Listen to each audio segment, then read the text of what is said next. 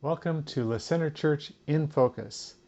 This is our weekly enrichment for those that are in our growth groups, as well as an opportunity for us to introduce the themes that we have coming up this Sunday.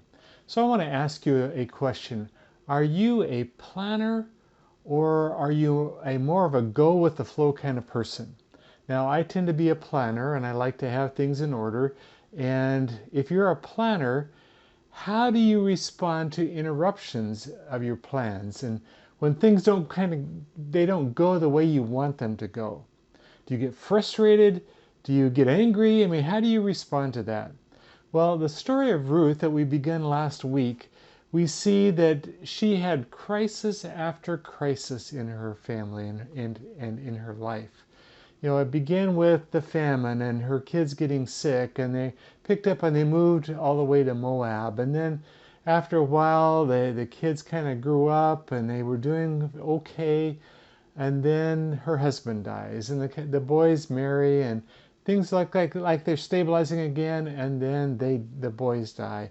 And so one crisis after crisis. And now she is widow, she is broken, and she is completely broke.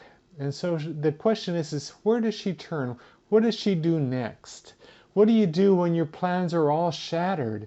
And where do you turn for help? So this week, I want you to think about that question in your growth groups. I want you to think about where would you turn if things really went from bad to worse? What part does your family have in that discussion of your needs? And what part do you bring to the local church? Do you say, I need some help, would you help me? And where within the local church would you find that help? So that's part of the things I want you to interact with and talk about. And then another question comes up is how comfortable are you in sharing your needs with another person? Sometimes we're very proud and it's hard for us to share.